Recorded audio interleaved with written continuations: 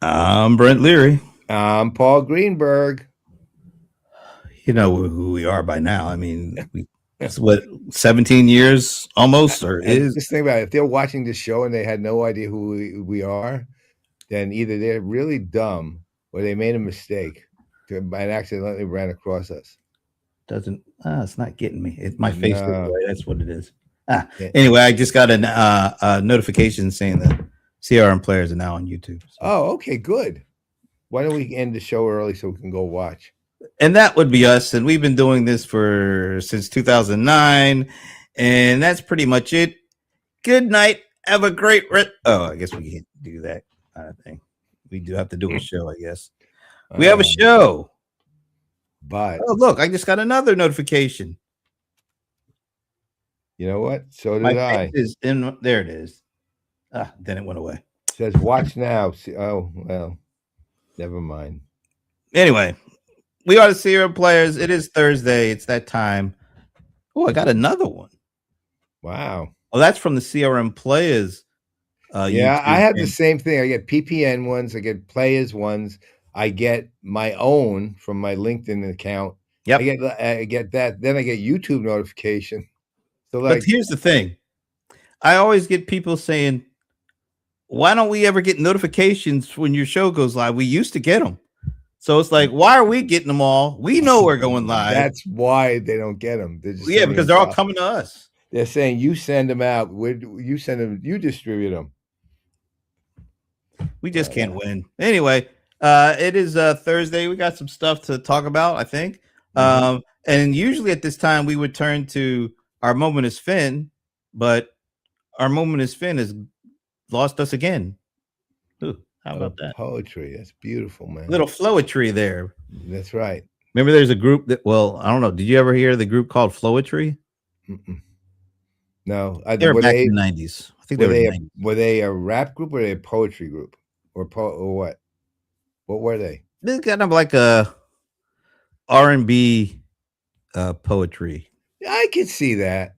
Yeah, like they had music and they had verses, You but they remember, weren't like, rappers, I don't think. when you have these like clubs where people are kind of sitting and doing poetry, and they're always playing like cool jazz in the background, or occasionally some instrumental side of R&B, which is really a voice, thing. But there were they always the ambiance was always these guys just reading the poetry that they had, and it was like slam stuff sometimes, but it was usually more cool, urban vibe, city street poetry. And then the background would be actually more not cool jazz, but more warm jazz, more kind of warm jazz tones playing in the background. It was a really, I actually once went to a real one of those in New York City, and it was different. I loved it, but it was very different, man. You really had to have. It's one of those things that it's a matter of your taste. It was an acquired taste because Hmm. it was hip mellow would be the way I'd call it. Hip and mellow. It kind And of kind of reminds me of one of the greatest flowetry-ers there is, and it was from the Flintstones. Actually, the name is going to throw you off because we use it for something else. The Golden Smog. that was the name from the Flintstones. It was like there was a part. Actually, I think he had it. Actually, I think his other name was called. It's been a while since I watched the Flintstones. Uh, but if I'm not mistaken, I think this guy's name was also Hi-Fi. I don't remember. Wow, that's amazing because I watched every episode of the Flintstones. I don't remember that at And this all. guy, he did this scootity oodity. Oh yeah, I Wow, wow, remember wow, him. wow. That's right. He did scat. He Yeah, was and the funny thing is when he did the scootity oodity, wow, wow, wow, wow. Then he said after that, contact. And then Wilma Flintstone hit him over the head with a frying right. pan. Said, Well, there's your contact for your old goat face. I seem to remember that there was, I think it was a Flintstone with him, but it was more like a club, and Fred Flintstone was wearing like a beret and Well, it was all Fred. Well, Yeah, but I no, mean, there was the Fred had to play him because I think Wilma knocked him out, and so because they were like identical, they looked alike, except for this guy had a little, little beard snaggletooth. chin kind of thing. Goatee. Yeah, well, yeah, his was like really like sharp. And he was wearing a beret. That was him. Then it was him with the beret. Yeah, but it wasn't a raspberry beret. No, it wasn't that. I got you. It was not. I do remember. I actually did remember. I was thinking what I said just now was Fred wearing a beret, but it was Fred with beret, and he had like these big black rimmed glasses. Yeah. And he had that chin thing going, and he had the scootity, oodity. Wow. I do remember that. There it is. Holy cow. That's good stuff. All right. I liked it. I forgot where I was going with all that, but it doesn't make any difference. We don't have Sven, so we're going to have to, maybe he's on vacation or something. I don't know. Anyway. I'll check in with him after. So we do have a couple of, I don't know if you call them housekeeping items. I did say that right? Yeah, you did it naturally this time. Yeah, I mean, I hesitated a little bit, but because I never know if I got it right or not. But something, a little birdie, another Flintstone thing, but we don't go on that one. A little birdie told me some news that I had not heard before, and I don't know if it was public. But then I saw this on a Reddit Oracle whatever they call them, subreddit, a subreddit for Oracle. Steve Miranda has announced his retirement. Apparently, the headline was wrong. The headline should have been Steve Miranda has internally announced his retirement, because I looked on his LinkedIn. Nothing. But apparently, Steve Miranda, our buddy, who after 20 years finally came on our show, apparently he has retired. He is already retired. So we just want to spend a minute or two just to congratulate him. I mean, look, we had a lot of fun talking about our interactions with Steve, because they were usually once every year at a gaggle at what was Oracle Open World / Cloud World / AI World. Was it anything before Open World? No, not that I know of. I mean, it might have been, because when you think about Oracle World, when you think about it, we went to so many of those things. I think it started with Open World. I'm not sure, but anyway, we would go and we would go to the analyst gaggle, where he would basically hold court and talk about, it was like the one time of the year that we actually there's about 10, 15 of us or something like that. Yeah, typically would get a chance to see him face to face and ask him, questions during the event. And then you really wouldn't hear from him anymore until the following year. And it dawned on us during the pandemic, we don't really know much about Steve outside of those gaggles. And we've been doing it for like 10, 12, 14. By that time, years. yeah. And so we kind of went on a bit of a mission, a crusade, if you will. Yes, it was. To get him on the show, because look, we always thought he had a personality and a sense of humor, but we couldn't tell because we only talked to him during the gaggle. And you had to split your time because everybody had questions and stuff. Not me. Well, okay. Most everybody had question or two. But then you wouldn't hear any more from him. And so we were like, we need to get him on the show. And it literally was a campaign. We did several things, including calling in the big guns, which is like Kim Guion. Yeah. To help us. Our hero. And we even had to call in the Brohammer, because apparently he would do like audio interviews with John Reed, who is the programmer. But it was never like a show, like coming on the show, and So we made it our mission before it got too far along to have him join us. And at the end of last year, he finally joined us, and it was great. It really was. And I mean, the one thing with him that we knew is we liked him, right? He's Oh, yeah. extremely likable, and he always knew he had a good heart, and he was good at what he did. I mean, look, he was in charge of all business applications for Oracle for a long, long, long time, and he took it through. They had some ups and downs over the years, and one particularly serious down at one point. But you know what? He got through that and turned that down into a massive, and I genuinely massive up, right? And at his retirement, I would say Oracle Business Applications, at least on our side of the fence, the CX side in particular that we know best, were kind of, you could make the argument they were the top of the class, so to speak. I'm not going to say that because I'd have to do a much more thorough look, but the reality was they were doing things. It was integrated exceptionally well with each other. They were integrating with the back office really well, and they were enterprise grade, and they basically had a number of things that other technologies just didn't have or didn't do as well. And Steve just kind of went along and kept doing it. And there was other times we did actually see him. Like we would see him on analyst briefs, virtual analyst Right. briefs. He would be on those. But our campaign was awesome, actually. Well, the thing about that, I'll say, from a professional standpoint,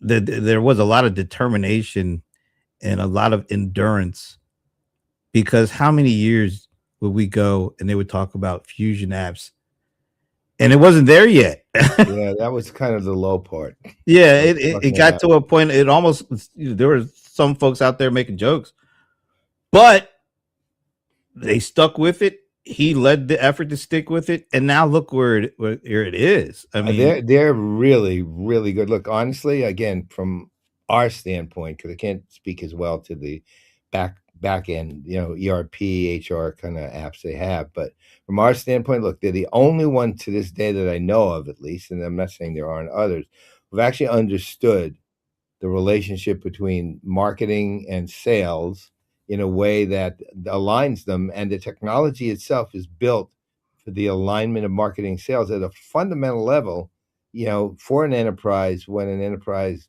really needs to be doing that. If they're not, then woe to the enterprise. So it's actually, and that, at least from last I looked, and that's been a year, I am retired here, so spend the same amount of time I used to, but that has been, I'll put, miles above anybody else's. yeah. And there are other ones that do it, just not as well. Yeah. But I would say, going back, what year did they buy Right Now? I forget the exact year, but we're talking their CX right after World War I ended. Their CX efforts really began with the purchase of Right Now, and they built what they have now with that as one of the foundations, and they kept stacking and stacking and building and then creating their own native fusion apps. And look, that took a lot of time and effort and belief, and you got to give it to Steve because he was leading the charge that whole process. Yes, he was. So what congrats. Was it, 20, how many years was it then? 28 now? It was very close to 30 at the time. Yeah. So good luck to him in whatever he wants to do. Hey, Steve, it's an offer. Brent and I will take you to dinner if you come out our way while you're retired. No, come to IRL 27. Even better. You're invited as an honored guest. You don't have to speak. You don't have to do anything. Just show up. You come to IRL 2027. You know what? A good place for you to see your friends. Oh, you will be able to hold court, because there are going to be so many people who just want to say hi and see you outside of an Oracle event. And That's that right. You exist outside of Oracle. Okay, so Steve, the plan is, we'll give you more details later, but the plan is, and the new campaign launches now. The plan is February, the last week in February, we will be seeing you at IRL 2027. We hope. But we are gonna, again, this is the beginning, it's day one. So we'll see how this goes. All right. Well, yeah, I'm very interested in that. But in all seriousness, congratulations, best wishes to whatever you do after almost 30 years, if not 30 years at Oracle. You deserve a big, like, comfortable chair to sit That's in. right. All right. So before we move on, because I do see we have our segment person. It's not really a guest. Our segment person. I know. Our segment person. That sounded awful, actually. Our segment dude. No. You know he is, Michael. We're just having fun. But before we move on, this week on the PPN, there was a lot of stuff going on. I mean, I think every day this week there was a show, if I'm not mistaken. Today, it was counting this one, there were 2. Yeah.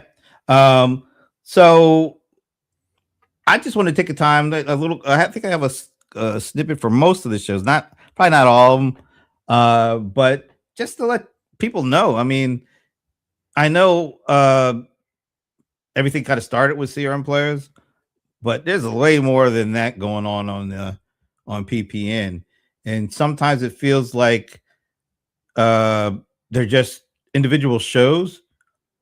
And it's on us, I'll take full responsibility for that. Yeah, we do. But we're going to make a better concerted effort to make sure that everything shows as a part of something bigger.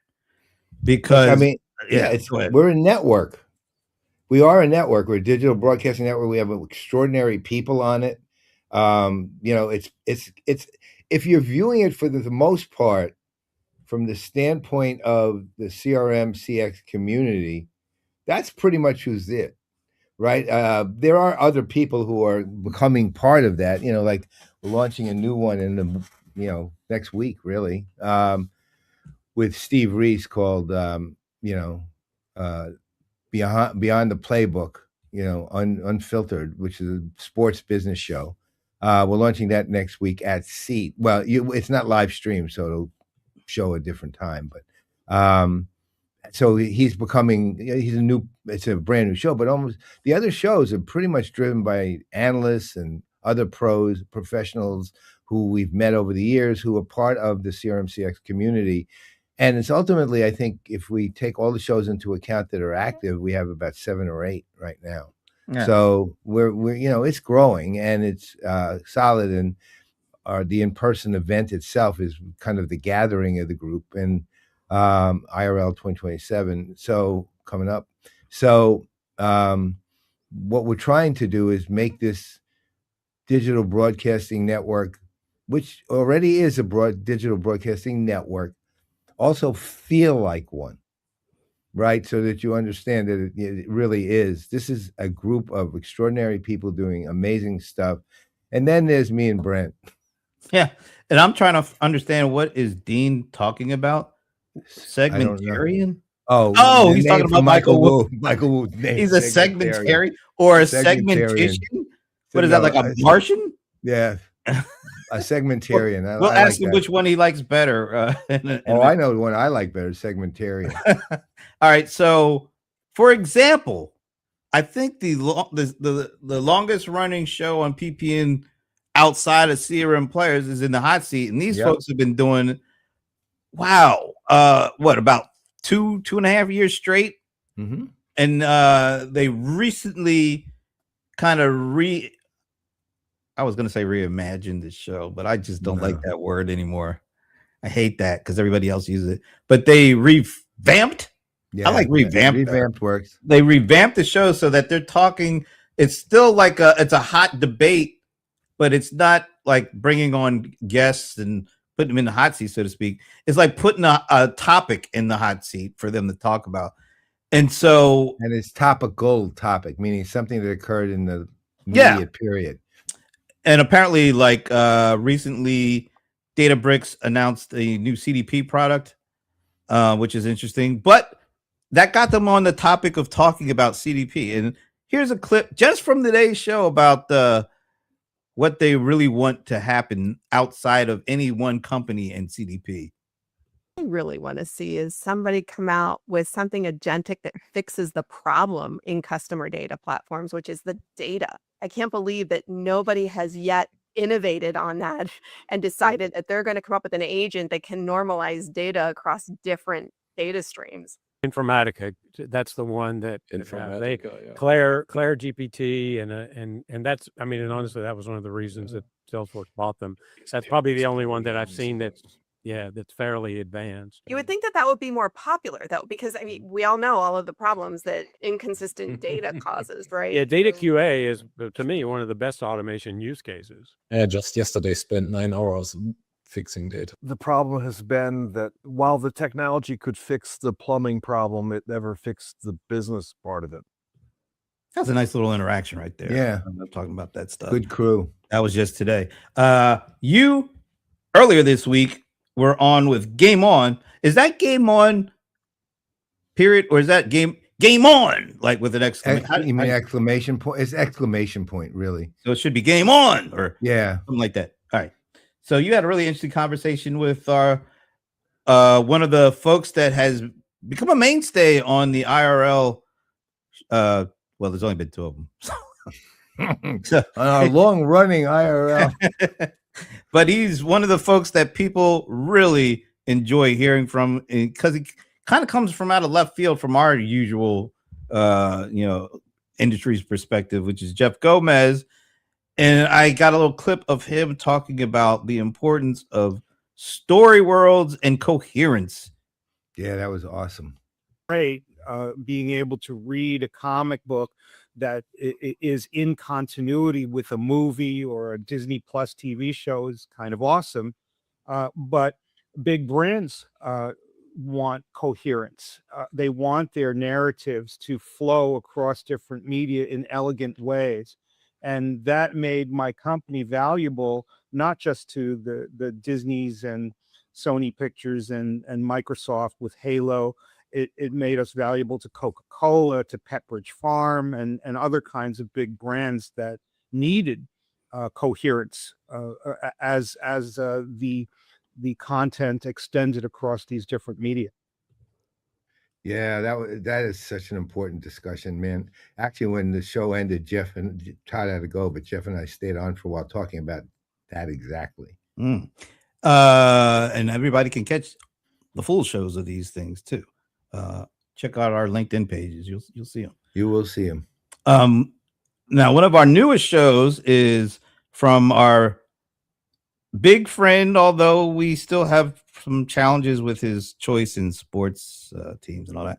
But Ron Miller, who is the editor and publisher of Fast Forward blog and newsletter, formerly at TechCrunch for a decade or so. But he does a show we call, now it took a lot of branding execs and advisory to come up with this, Fast Forward on PPN. $200,000 just to get that name. And his guest this week was another one of our buddies and another Boston sports fan when you think of it. Big time. Don Sureman. Yeah, sure, man. That. And he wanted to talk a little bit about how content is not king anymore in the AI world. And here's why he says that. It's true. Like the same thing is true on the marketing side, right? Like content generation is not the problem now. Like I can create more content than we would ever possibly need or want. The question is actually, one, how do we bring the judgment to the content that's going to actually be valuable to our clients sort of as they go across that buyer journey? And 2, do we have the taste to actually create content that people truly want to engage with and isn't just more of the kind of meaningless, slop that frankly is starting to show up a lot on places like LinkedIn and other feeds that I couldn't agree with him more. Yeah, me too.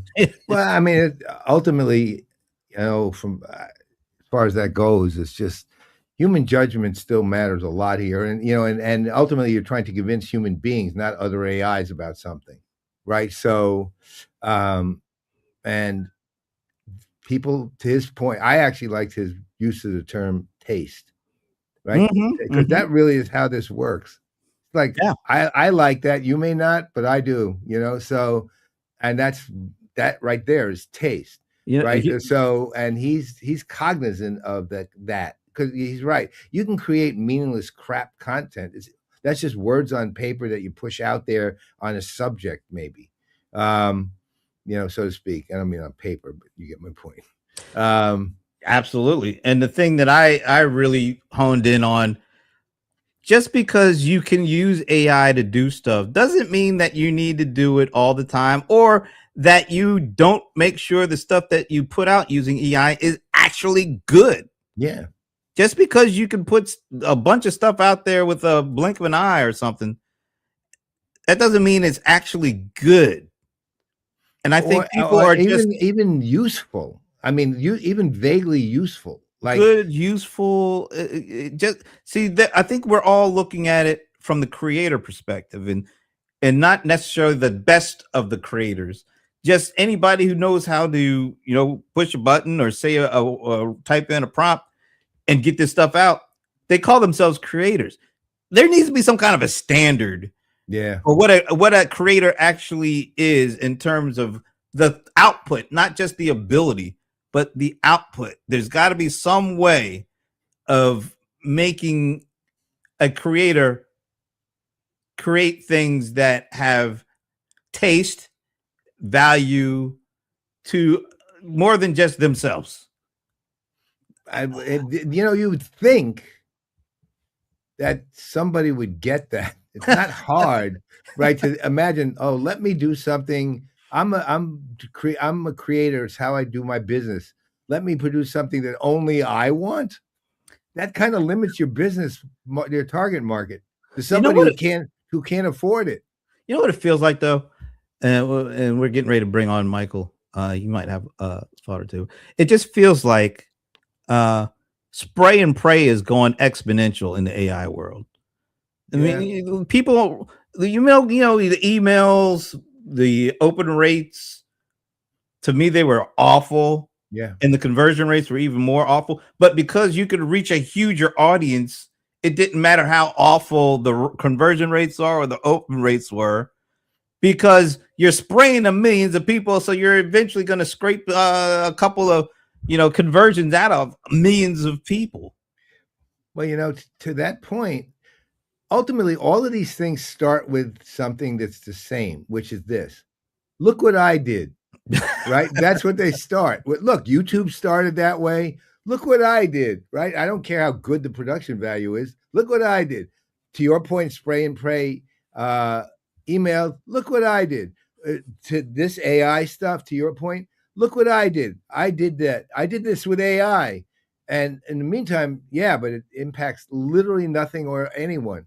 Well, it's AI slop now. That's what we call it. But it always starts with look what I did, right? And that's not, unfortunately, that's fine for your own satisfaction, maybe, but does not work at all for the actual purpose that we're talking about, which is, making something work in the business world or in just a world. Period. It's part of that like hustle economy culture where you're not really worried about doing something great. You're just worried about doing enough to make enough. And it feels like that's kind of the motto of AI slop. It's you're using this stuff just so that you can push stuff out there to scrape off a little bit and be happy with it. Yeah. And I don't want to judge people, but I do. There's a lot more of those kind of people out there using this stuff than there are people who are looking to use it to create even better stuff than they were able to create before. Yeah, there are those, but there are not a lot of them, unfortunately. No, there are not enough of them compared to. Yeah, that's probably a better way to put it. There are not nearly enough of them. All right, before we bring on Michael, we have one more clip, and this is a weird one because it's us, and it didn't even come from a CRM Playaz show. It's actually from a CRM Playaz pop-up. I just want to say we still need that noise, though. But you know what? I was saying this pop-up stuff. Thanks for the noise again. I was saying pop-up. You know what it was really called? Because I created a little image for it. Right. We call them quick takes, so throughout this whole thing, I've been calling them a pop-up. Yeah, me too. And it was all right. So look at the thumbnail that I'm about to play the clip for, and you'll see why this makes no sense. But I think what we said makes sense. Anyway, check it out. Do these acquisitions feel more defensive than offensive as opposed to the previous acquisitions? When they bought the e-commerce platforms, when they brought the CPG stuff, going all the way back to Radiant 6, Pardot, and all that stuff, those felt like they were all offensive. They were building the platform. In addition to building the platform with these, it also kind of feels like they're a little bit on the defense. That's fair. Because of what's going on in the overall economy, all the enterprise software and their value being questioned because some kid in the basement can code up some stuff. I think that's absolutely fair to say. And at the same time, I think they're doing what they need to do. Again, if Julian Lin's right, they're filling out the platform and the ecosystem. However, where it's defensive is in the past, they did it when they wanted to. Now they're doing it under time constraints. Other companies are doing very similar or attempting to do very similar things, not necessarily making the acquisitions, but filling out the ecosystems, and are highly competitive in terms of their AI capabilities, et cetera, et cetera. Well, So I have that to was- say we're right. I think we were right. And you know what? This is getting even more interesting because you saw the announcement, and maybe we can even talk to Michael when we bring him on in 30 seconds. That they made with Anthropic now integrating with directly into Slack. Yeah. Well, again, it's very odd, these things. I mean, the integrations of from the vendor side, Slack, ServiceNow, those kind of things. The vendors themselves are I think I mentioned this on something, but this is a totally different thing, but I found it odd. So one of the things I'm doing in my home automation is I'm building out like these custom things with webhooks and things like that for via Unify and Ubiquity, which are advanced networking systems. And I went to build a webhook, and there were three options I had to build this webhook. One was custom, but it was the other two that caught my eye, and it goes right to what you just said. One was Slack, and the other one was ServiceNow. And I'm thinking, this is things, I mean, this commercial, Unify and Ubiquity, is the parent company for Unify, are used in commercial environments. But the fact that the webhooks are Salesforce, basically, Slack, and ServiceNow, which means there's an enterprise component that they are actually trying to figure out, also tells you how interested they are in trying to build out these broad, expansive, and powerful opportunities through networks of some kind. And then obviously, look, the AI, the webhooks are also utilizable with AI and other things. So the fact that Anthropic directly integrates, not shocking really to me. In fact, I expect to see the big vendors do more and more of these things that will turn up in odd places, but make strategic sense. Yeah. And these do. And so, seeing Claude and company, available directly integrate, as part of, not a shock at all. Yeah, I think Slack has become, well, I don't even know if become is the right word, but they are in such an interesting position because a lot of the interactions and exchanges that are really most critical and important to companies, whether it's about marketing or service or product development or whatever, those are conversations. Those conversations are taking place in Slack. And before all this, AI stuff really took off, nobody really focused on the importance of that because nobody knew how to access it and then process it. It wasn't structured data. But now it's like AI has kind of helped us unlock unstructured data. All these things that are happening within Slack are becoming really important pieces. And we, in a whole focus on system of context versus just system of record. because that system of context really fills out the factual pieces to the system of record pie. Now you got metadata around the system of record, and that's coming. A lot of it's don't come from Slack. It's fascinating. One thing I think is kind of sad in its own way too is because look, I mean, Slack to some degree, not directly, indirectly is similar to Microsoft Teams, meaning it's a collaborative platform, right? Yeah. Collaborative environment. And Teams for a long time, a fairly long time, relatively fairly long time, is integrated with Copilot, right? And because, same company. But they, to be honest, Microsoft's just done a terrible job about doing anything with that, right? Mm. And Copilot, which was the granddaddy of all this, is pretty much It's the faded. godfather of co-pilots. No. Yeah. No, it doesn't work. I didn't think you'd like it. No, it's not because of any competition with me. It just doesn't work. It just literally doesn't work. All right, before we bring Yeah. him on, you know what I think maybe one of the bigger drivers why Slack really seems to have taken off in this area and Teams hasn't? Why? Slack was independent for years. Yeah.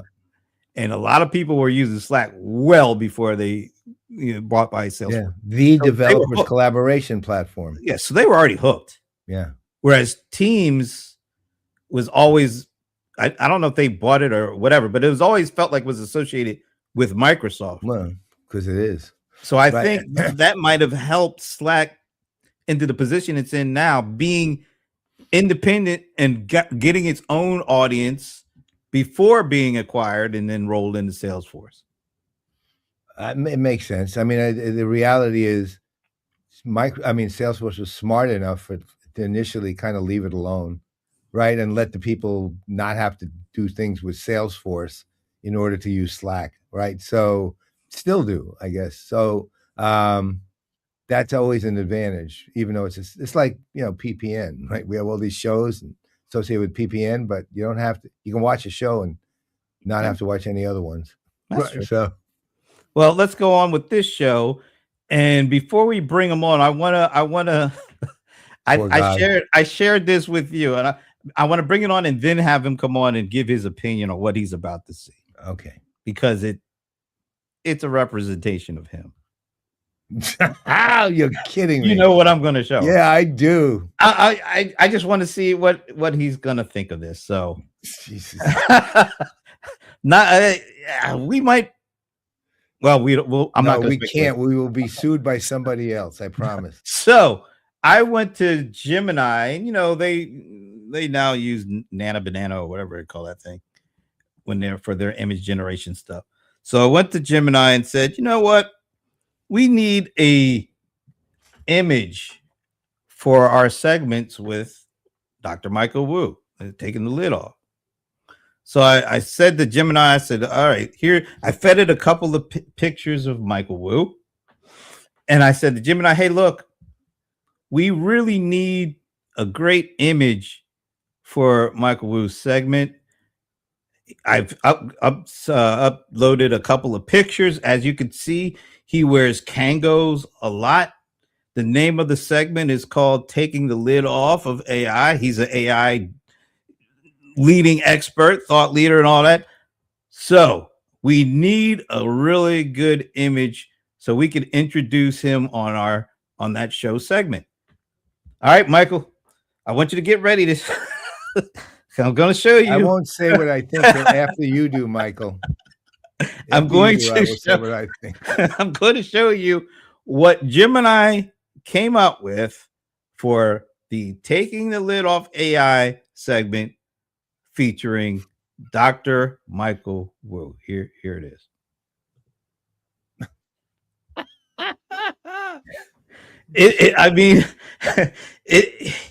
I actually like it. I'm sorry. I think I'm going to have to say it. This is either the Dalai Lama or a Shaolin monk. Well, I mean, right? He doesn't have his trademark on, so he's going to look different. But he's taking the lid off. First of all, he's not bald. Right? Well, it's very low cut. It's all. This makes him look like he runs a team of black belts who go out and save the world against Well, forces. he's taking the little. He's exploding AI. I mean, I think. All right, so we've had our say. Let's bring him on. The and Dalai get- Lama will sue us if she sees this. well, I literally fed it pictures of Michael Wu. So, all right. I'm So sorry. now we are ready to bring on the star of taking the lid off of AI, The Dalai Michael Lama. Wu. Dr. Michael Wu. Hey, Michael. Wow. I'm speechless. I don't know what to comment about this. I look it's yeah, You look menacing. You look kind of menacing. Mean. That's exactly what he looks like. Shaolin monk. With a Yeah, explosion in the kind of- background. some kind of kung fu master. Yeah, and, you're the head of a monk order of Hey, man, warriors. This who AI is some defends the world serious against stuff. supernatural evil. AI is serious stuff, man. You know. yeah, but I don't know. I think this We're not maybe- using this. We were. I only fed it in. I was like, wow. And then I showed it to Paul, and he's like, yeah. No. But I wanted to show you You have because to- yeah, it's worth looking at. I'll actually find the prompt that I used, so you can see how it got to Okay. this thing. But anyway, I'm curious what Yeah. prompt did you use to get that to get me I to know. to be a ball semi ball. I mean, not. I think it's a close cut. It's like, very close. But the look on your face, you're like all business. I mean, Well, it's it's all, yeah. Well, that's because he's defending against a world of evil dragons, right? all right. We'll put this aside. I have to admit, I kind of liked it. I don't think I dislike it. I think it's just I Strange. don't know. It's a little It is strange, different but because it's not really me per se. I was No. because you So- usually have a very pleasant look on your face. Yeah, That this is guy does anything not. but pleasant. This guy is up against. He's literally standing at the top of the Great Wall of China at the moment. He's like Waiting defending for the world invasion. against AI. He's waiting for invasion, right? And he's determined that he and his monks will end it, right? Here and Yeah. now. It's finally time for Armageddon here. It's like Here when and now, you, the your AI monks. Armageddon. it's like that's right. when you're thinking about the narratives for AI that are out there. That's the look that comes on your face because you don't think the right narrative is out there for AI. No, I I don't. thought it was I- amazing. Pete, Yeah, Pete Smith says it's the MacGruber filter. Gruber. Oh, I always No. like that MacGruber. I like the song. oh, I remember it very well. All right, Go so let's forth, talk Theo. about this, Michael. You sent me a message that the corporate narrative about AI is all wrong. Take it away. Yeah, I mean, don't you think so? I mean, what is the most of the corporate narrative around AI today? I mean, it's all about Efficiency, automation, workflow. Yeah, it's Yeah. very process and workflow oriented. Specifically. yeah, but I And- think that is precisely the The wrong narrative. wrong narrative that a company should have, right? Which I think which this- should they have? Like, Well, I mean, so let's try to understand like why is it the wrong narrative first, right? Okay. Because I feel like this narrative it's wrong in the sense is it portray these AI as something that can only help you improve productivity and eventually be better than you, right? I mean, when people think about automation, what comes to mind? It comes to it's some machine that could do things faster, more efficient, more way, right? cheaper. Yep. Yeah, cheaper, and and they're just machines, right? So So would it be the narrative is driven by causes for lowering costs mhm. and doing things more efficient? That's kind of the overall narrative about how Well- corporate at least sees AI. To do Exactly. things cheaper, but pretty much the way they are. Yeah, so I think that's why I think there's so many, I would say negative sentiments around AI. As for people who are not necessarily in tech, who doesn't understand this technology, right? I think people don't feel good about this, right? They're actually don't welcome this. They're afraid. I think there's fear around, mass job displacement. And yeah, I think there's just a lot of things that's actually not, I mean, it is one thing that AI can do, but it's not the most important thing in the business. I feel like the most important business is actually to elevate and innovate, right, rather than automate. I think that is I think the lowest like order of thing, right? The least that AI could do, right? It's the automation, right? I think that the people need to kind of move away from that and start to think about, how do you elevate human, and how do you innovate your company and product and so on, right? Using these type of technology. I think that I think the reality is that, like, AI is actually a much better, I would say, teacher or mentor than an automator. Let me ask you a question. Maybe playing a little bit of devil's advocate. Sure. But I'm actually on your side. I'm just playing the devil's advocate. So you've seen the billions upon billions of capital investment that's going on with AI. Individual companies, as much as $150 billion in a single year, which I cannot really understand how they can do that. But that's what they're committing for their AI investment.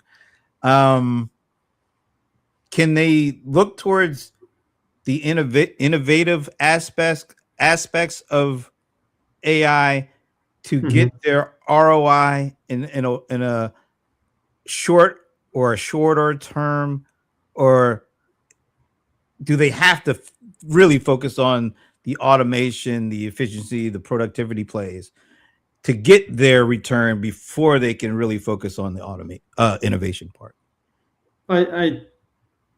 Well, I think the automation is just a cheap and fast way, right? I mean, because it's a no-brainer, right? If I could reduce my workforce, my headcount, right, obviously I'm going to save something and I'm going to have better ROI, right? That is just a sure thing, right? Whereas innovate and elevate is actually harder, right? It's not clear that what you innovate on, there's a lot of uncertainty, right? You may come up with a better product, right? But you think it's better, but does the market think it's better? So I think there's a lot more uncertainty goes into that, right? But I think that the things that, like, there's no upper bound to this innovation and elevation, right? When you automate, you can automate everything away that your company do, right?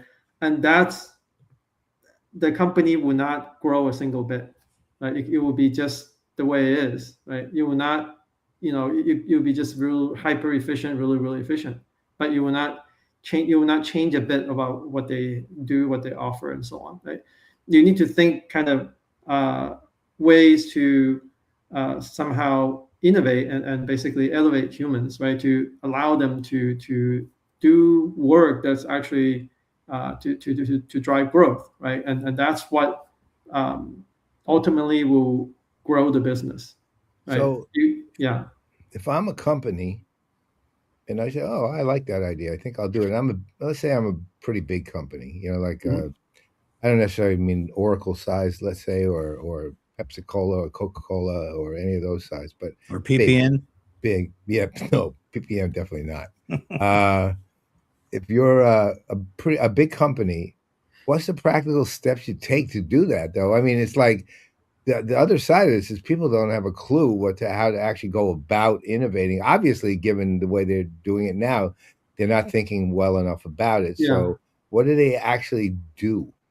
Well, I mean, you could use, I think the first thing is, like, use the automation, right, as a first step to, I think, free up your employee from doing these mundane and repetitive thing, right? Once you, like, get people to kind of the time and and permission to do things differently, right? They know the business better.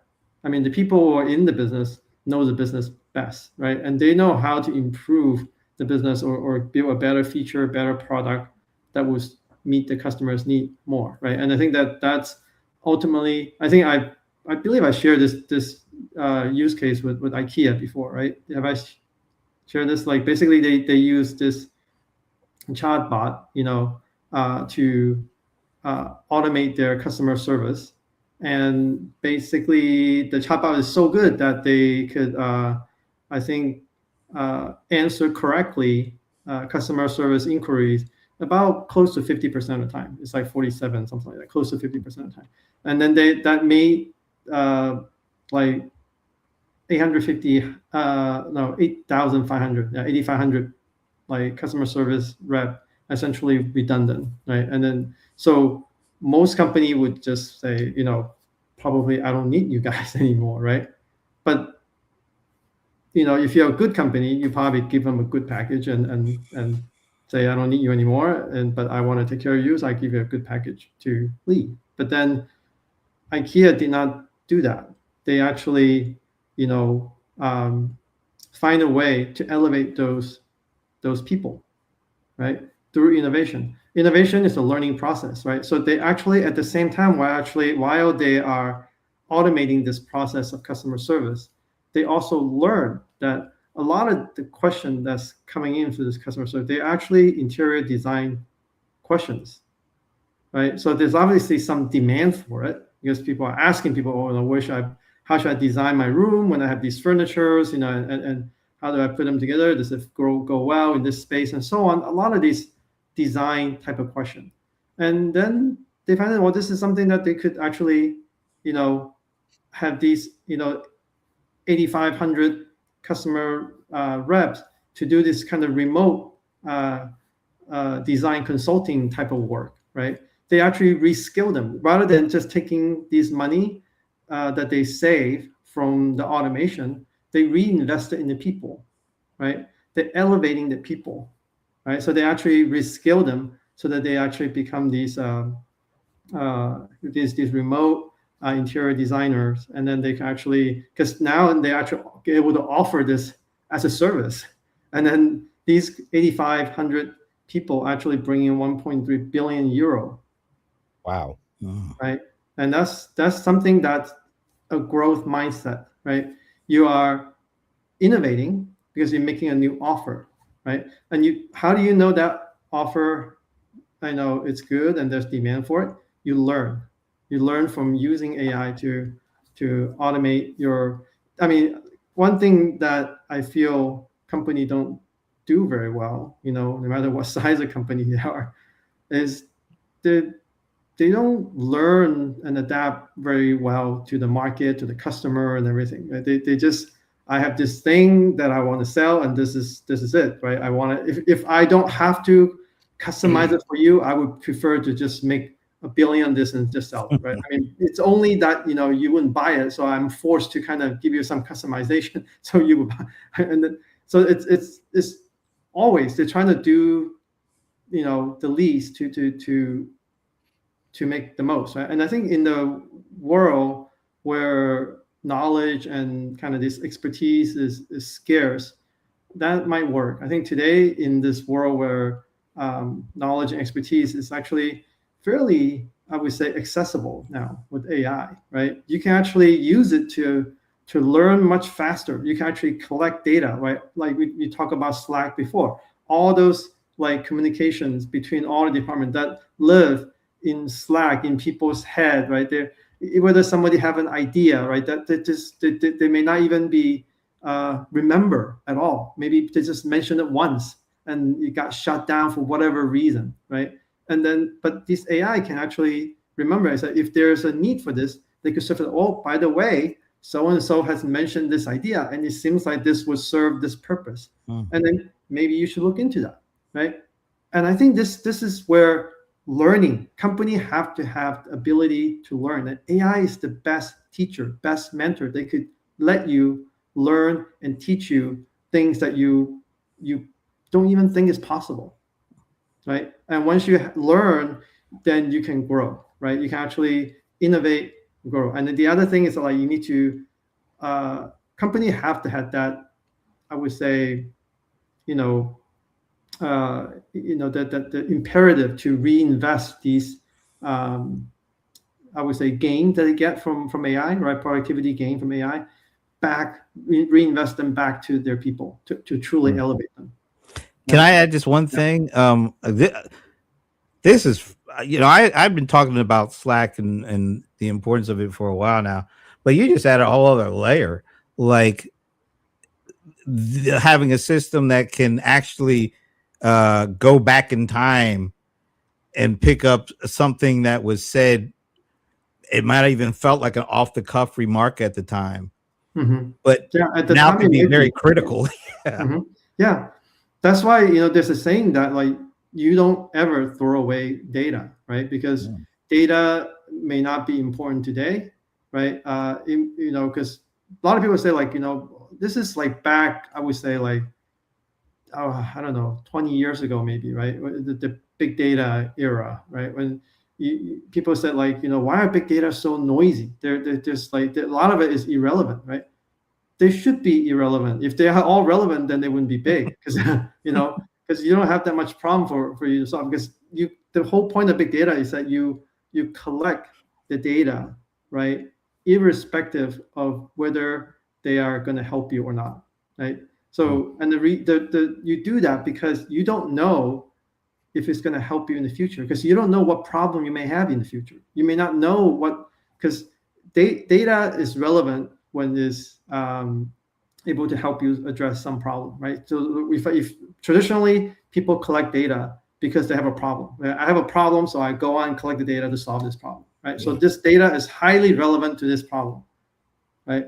But in the world of big data, I collect the data first before I have a problem, right? Therefore, most of the data probably will not be relevant to any single one problem that you have, right? So by the time you have a problem, then you could go back and look at, okay, most of the data is actually irrelevant, but there's only this piece and that piece that's actually relevant. I'm going to use that to solve this problem, right?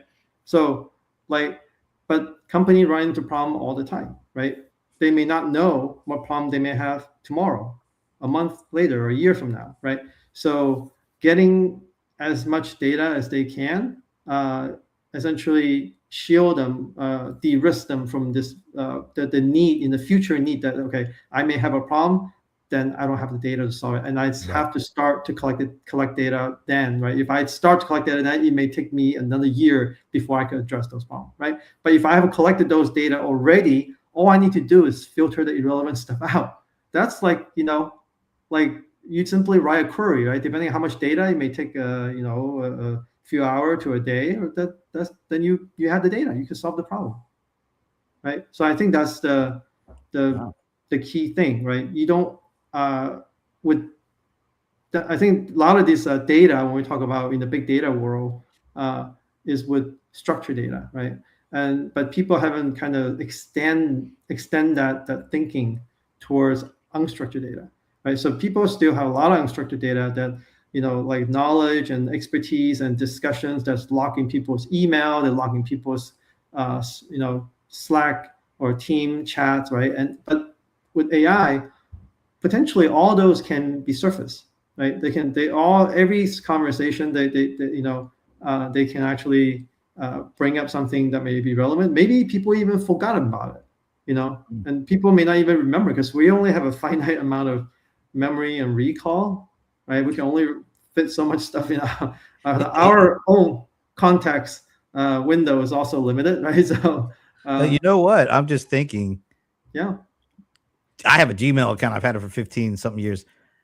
There's 15 years worth of email. You haven't even opened. I know. Yeah. I remember your numbers drive me crazy, because I'm like I'm like a neat freak when it comes to email. I don't want to have any notification of numbers.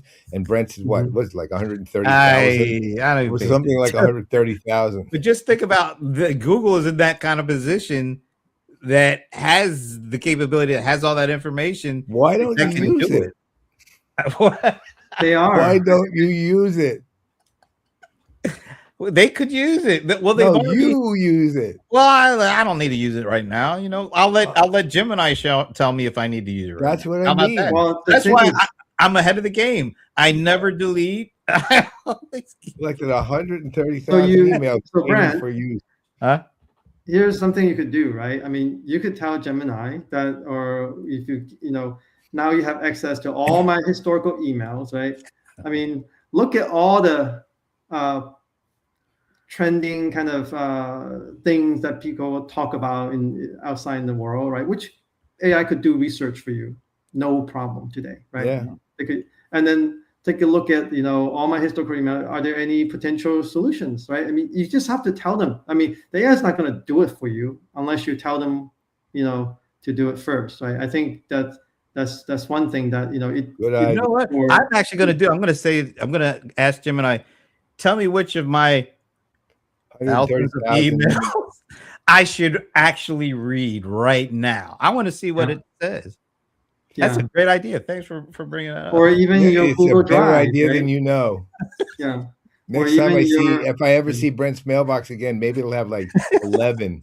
No, what if it says out of the several thousands of emails, there's only 5 that you really need to read. There you go. And then say, please delete all the rest. I was like, And no, then it's because you never Get know. rid It of might 10 years from now, those might become relevant. Oh, so Just you know like what you Michael didn't said. do? I'll tell you, here's an alternate solution. Tell Gemini, make them all noted as red. That way you won't have the stupid number up there. I like the number. Oh my God, that number drives me nuts. When I've seen Brent's emails on his phone or something, Let's when see. he shows me something, it drives me up a wall. I'm not joking. I am a person who needs no notifications showing anywhere. I delete them by the bucket load. You And want I- to know how I- many are? Yeah. Well, I've got over 73,000 still in my Gmail, There you go. but that's not all of the unopened. That's just all of the emails I have. Yeah. In So Gmail. you probably, you know, like trash some of them at the time, right? Yeah, And I've trash thrown some out. Yeah, I've them. thrown They only keep Google probably I keep threw out them one for 2 30 years days, ago. right? But imagine, you know, you have all those historical email context conversation that you may have and everything. Yeah, you just don't know what, you know, what you could do with it. I mean, there's a lot, right? You can even build a dashboard for yourself. Say, like, you know, what are the topical trends over the last 15 years? That would be interesting just for you to see. Right? Yeah, I mean, it may not. Yeah, well, it may the not top of the solve trend your over the last problem. 15 years is spam. that's really cool. I'm going to do some of this stuff. Spam. Yeah, so I think there's just like, I know I digress a little bit, right? But I think All the right. important thing is that, you know, AI should not be viewed as just an automation machine, right? It should be used as an innovation machine. Now you can actually use it to create this new dashboard for you for brand that you never know you could right? You never know that you need to look at it, all your emails, or maybe somehow provide a kind of these word clouds or tag clouds, right, to let you see what topics are important. You could tell Gemini to build those for you. You know what? When you said attack cloud, you know what came to mind? Mhm. The warrior. All right. I hate to say this, but we're actually past the topic now, because this not only is it informative, it actually turned into a real fun Yeah, conversation. it was a good one. Any last things you want to get out there before we end the show? Yeah. Well, I mean, I would just, you know, hope that more and more company focus on like the next step. I think automation may be the first step because that's easy and that's fast. That's you know, but it's the wrong narrative. It's not the narrative that a company should have, right? Because one, it drives people to think about, you know, this AI as something that's going to replace them, right?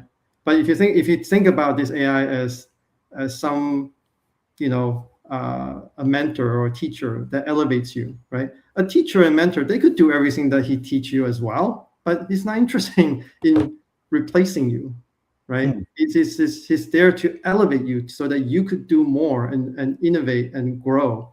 right? I think that's the type of narrative that companies should focus on, right? And not to, and they should be encouraged, companies should be encouraging their employee to use the excess productivity or resource time or what they have to do something innovative, right? So Nice. Very nice. Perfect. Way. All right. So if you guys will allow me, I'm going to end the show in a little different manner because I got an email from our buddy. Well, actually, it was a group text from my buddy Frank Radis, he was Mr. Media. He was on all the CNN, ABCs, NBC, yeah. all of them producing and all that for those news shows. So he just sent a text that says, if I can read it, I wrote, and it's a little like a video of a song like a music video almost. He said, I wrote this in the 70s and never recorded it. With the help of AI and my voice sample, I did it last night. So I want to play a little of this as we go out. So Perfect. there you go. On behalf of Dr. Michael Wu and his new image there. Shaolin. Special Margie. Shaolin, on behalf of Michael Wu, Jackie Chan, Sammo Hung. Right. All right. So the name of the song is called, wait a minute, I can't even see the name of this thing. Gambling Man. Okay. Something about a gambling man by Isn't Frank. that's a song that already exists, isn't it? I think That's a Rambling Man. Rambling Man. There is definitely the Rambling Man, Yeah, but that's what I was thinking of. I can't see the actual top of this video I'm getting ready to play. So it has something with Gambling Man in it. Okay. All right, but it's Frank Radis with the help of AI to finish this song, the recorded finish. Here we go. Wait a minute. Let's try this again. Too bad. I like it.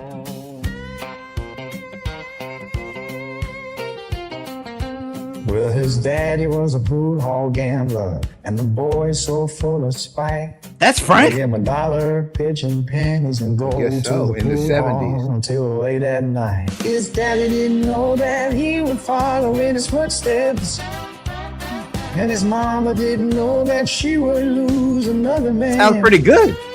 Sounds Yeah. When damn his good, woman man. found out, she said she didn't want to see him no more. Cause he's nothing but a down-home, full-home gambling man. Margie later behind step with a half a brain in his back pocket. All right, I don't want to play He's the whole got to song. be happy with that. That sounds actually really good. It sure does. Gonna have to tell Frank. And he said he never recorded it, so he wrote it, and he just recorded it with the help of AI in his voice sample. Well, Josh Barney did the same thing. If you think about it, he wrote all kinds of lyrics. Josh Barney was the current owner of Seat and chairman of Seat. Actually wrote lyrics for his various songs and then put them to some AI app that actually adds not only voice but music to it. His also. voice? No, he didn't use his voice. He doesn't think he can sing, I don't think. So I mean, I know I would never use my voice. I always tell people. Well, you can actually record your voice, and then here's the AI deal, will though. actually make it pitch Make it perfect. better. Yeah, well, people ask me, have you ever sung before? Yeah, I was in a group in the 60s called the Monotones. Right. So that name. that's how bad my voice is. Right. So I would say otherwise, right? Because I think the people I can't sing either. But Margie sings, right? So yeah, my wife, sure do. Margie, she sings. Margie Rockstar But, sings. Yeah. It's your voice is your voice. The fact that I cannot sing is that I don't have the ability to, I would say, create the tone that I actually write on pitch, right? That's why we are monotone. We say everything that we but you don't have to create those like undulations. Those again, you don't need to. The AI could do that for you. It just that would be the more- equivalent of my books being ghost written by AI, and I'm never going to happen. Right. So, right. I definitely, my voice is my voice. If I can't sing, I can't sing. So what? Right. I have a good ear, but I just have It's a like, bad what voice. if you could sing, right? What Well, would yeah, it sound but like? Not even that interesting. Yeah, It if would you're not sound- interested, that's fine, right? it would It's sound like not a problem that you're monotone. trying to solve, but then Even AI couldn't solve that one. I'm gonna have to But go it's back not- and see if the monotones are on YouTube so I can Yeah, grab some of that but good yeah, you realize Greenberg voice. You do realize I made that up, right? I was hoping not. Yeah, no, I did.